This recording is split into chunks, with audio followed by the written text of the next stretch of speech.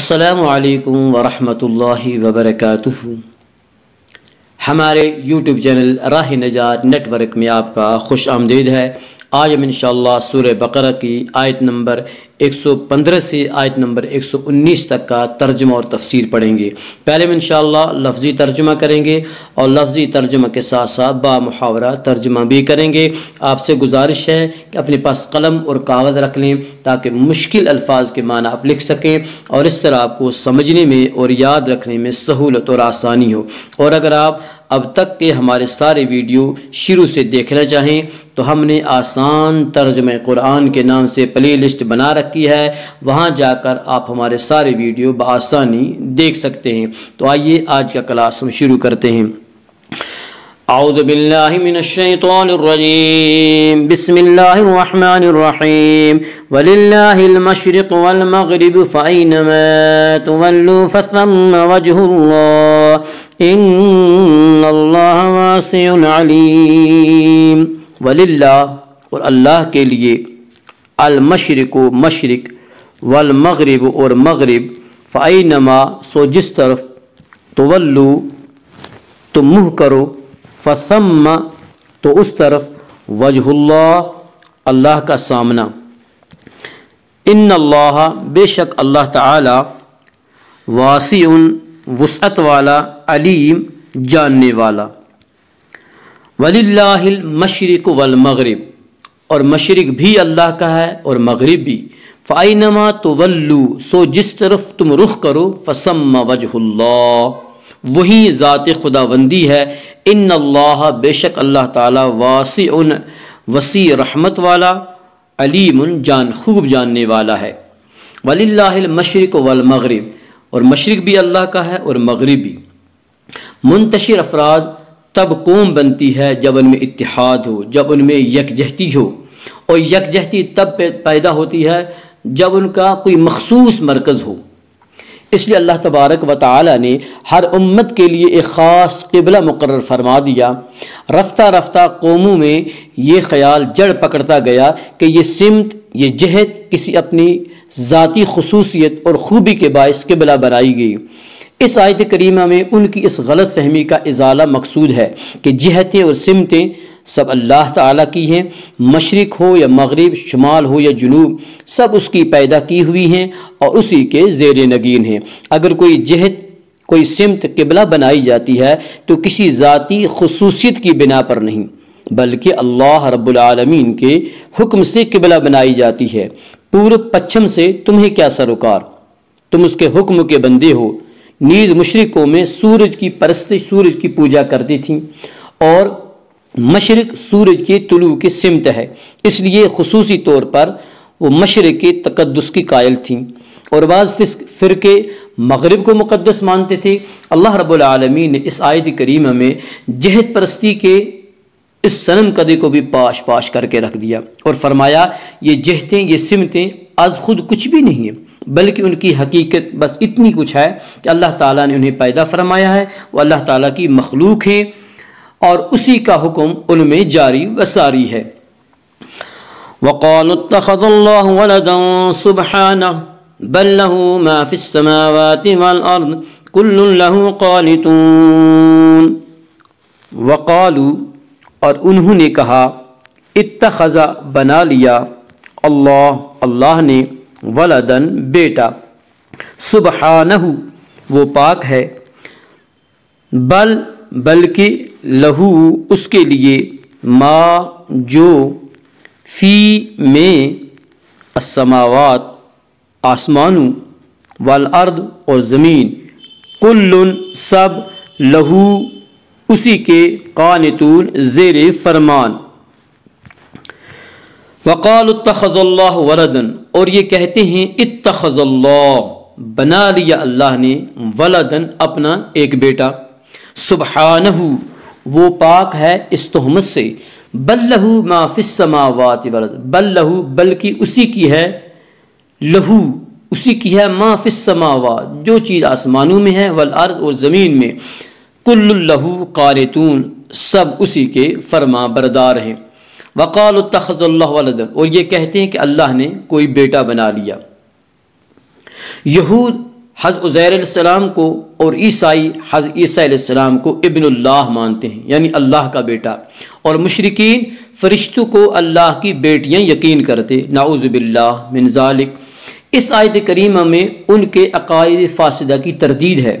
زمین کی وسعتوں اور آسمان کی پنہائیوں میں جو چیز ہے، نوری ہو یا ناری، خاکی ہو یا افلاکی، بے جان ہو یا جاندار، حقیر ہو یا عزیز، سب پر اس کی مملوک ہونے کی، سب پر اس کی مخلوق ہونے کی مہر لگی ہے، اور ہر چیز بلا استثناء اس کے حکم کے سامنے سر افگندہ ہے۔ بدیع السماوات والارض واذا قضى امرا فانما يقول له كن فيكون۔ بدیع پیدا کرنے والا، موجد، السماوات آسمان، والارض اور زمین، واذا اور جب، قضا وہ فیصلہ کرتا ہے، امرن کسی کام کا، فانما یقول تو اسے فانما یقول له تو اسے کہتا ہے کن ہو جا، فیکون وہ ہو جاتا ہے۔ بدیع السماوات والارض پیدا کرنے والا ہے آسمانوں کا، والارض زمین کا تھا، واذا قضى امرا اور جب وہ ارادہ فرماتا ہے کسی کام کا، فانما تو بس اتنا حکم دیتا ہے، یقول له فانما یقول له تو بس اتنا حکم دیتا ہے اسے، کن ہو جا، فیکون وہ ہو جاتا ہے۔ بدیع السماوات والارض آسمانوں اور زمین کا پیدا کرنے والا ہے۔ بدیع نیست سے ہست کرنے اور عدم محض سے موجود کرنے کو عربی میں ابداع کہتے ہیں، یعنی نہ پہلے اس کا کوئی مادہ ہو، نہ نمونہ، اور نہ بنانے کے آلات موجود ہوں۔ اس ایک لفظ سے، لفظ بدیع سے رد ہو گیا ان لوگوں کا، مثلا آریہ سماج وغیرہ جو کہتے ہیں کہ روح بھی ہمیشہ سے موجود ہے اور مادہ بھی۔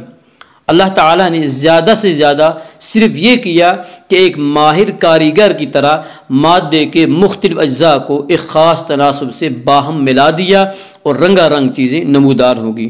قرآن اعلان کرتا ہے کہ اللہ صرف صانع ہی نہیں بلکہ اللہ بدیع بھی ہے۔ اسی نے آسمان اور زمین کو محض اپنے ارادے سے بغیر کسی سابق مادہ کے پیدا فرمایا۔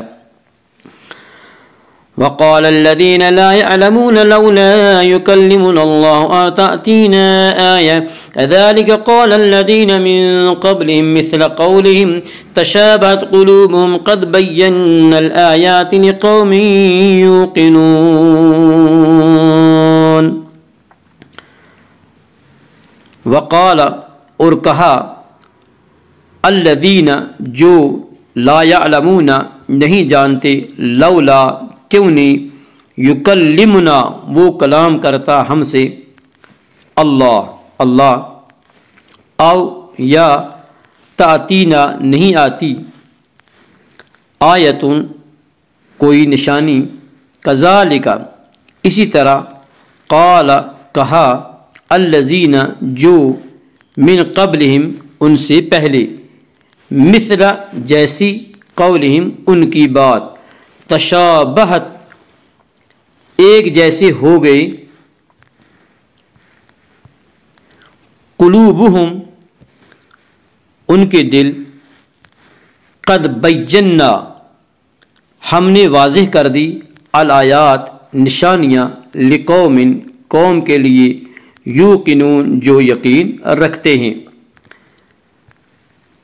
وقال الذین لا یعلمون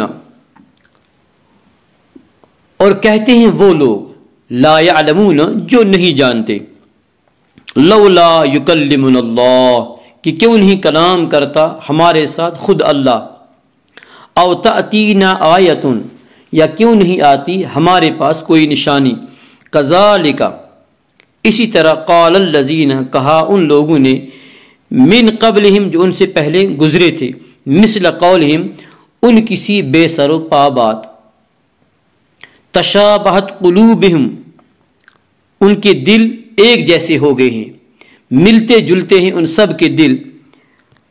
قد بینا الآیات، بے شک ہم نے صاف صاف بیان کر دی ہیں اپنی نشانیاں، لقوم یوقنون، اس قوم کے لیے جو یقین رکھتے ہیں۔